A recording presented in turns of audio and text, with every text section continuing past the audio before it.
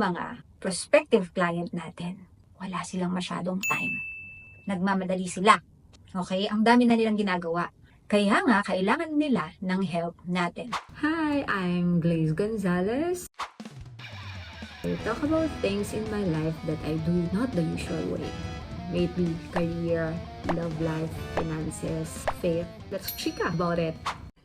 Hi, I'm Glaze and welcome to Life with Glaze, where we talk about doing things not the usual way. So, dahil itong series natin is about freelancing, starting your VA journey, ang topic natin for today is something very important. This is, what should we remember about our prospective clients or our clients? And dahil alam natin yon, ano ang kailangan natin gawin? So, this will be very quick. Dalawa lang tong bagay na to. After, siguro, let me know if may mga naisip pa kayo about it. And if you want this kind of content and you want to be reminded when I have new video, please subscribe, push the notif button para malaman mo kapag may bagong video ako. And of course, like, share, subscribe, share the love, support. Ate girl. Ate girl! So anyway, number one, ano yung kailangan nating malaman? Yung mga prospective client natin, wala silang masyadong time. Nagmamadali sila. Okay? Ang dami na nilang ginagawa. Kaya nga, kailangan nila ng help natin. Diba? Kaya sila naghahanap ng extra help for their business. So anong ibig sabihin niyan? Dahil wala silang masyadong time, dahil alam mo na yan, ano yung mga bagay na kailangan mong i-apply sa freelance or VA business mo. So number one, if naghahanap ka ng clients, paano magre-reflect yan? Dapat nakahanda na ang lahat ng kailangang nakahanda. For example, your CV. Create a CV na hindi magte-take masyadong time para makita nila ang kailangan nila. If you created a CV, kailangan it's visually appealing, madaling basahin, kung kayang one page lang, and eliminate the things na hindi naman dapat nandun. Kasi ano lang ba ang kailangan nilang malaman? Basically, kung kaya mong gawin ang mga kailangan nilang tulong from you. Having that in mind, siguro yun yung importante na nasa CV mo lang.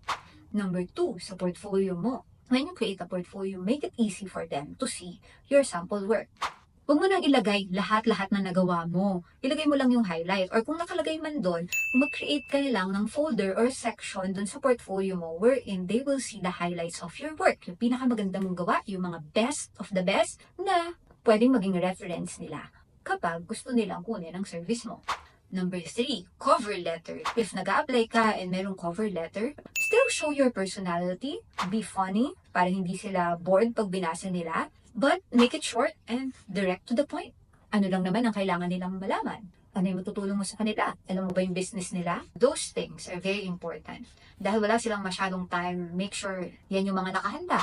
Then of course, your rate. Kailangan pagkausap ka nila, direct to the point. Alam mo na yung rate mo. If gusto nila mag-negotiate, mas mabilis na lang kasi meron ka ng standard. And also, make it easy for them to set a schedule with you. To set an appointment for a meeting. Also, mas maganda kung meron ka ng na-establish na system or workflow na ibibigay mo na lang sa kanila. Or if meron naman na sila nun, make it easier for them to seamlessly put you in that workflow. So, yan yung mga bagay na makakatulong if alam mo na wala silang masyadong time. Kasi yun naman ang goal natin, padaliin yung buhay nila, di ba? Para kunin nila yung service natin at mas may value tayo sa kanila. Another thing to know about our clients is that there are a lot of things going on for them. Ang dami na nilang iniisip. And sana, hopefully, ang goal natin is makabawas sa iniisip nila, hindi makadagdag pa. Okay? Kaya nga, mas maganda kung prepared na ang mga bagay na kailangan nila. Example, if sila yung someone na walang system dun sa work nila or wala pa silang maayos na workflow, wala pa silang SOPs and all that, mas maganda kung alam mo na kung paano sila tulungan.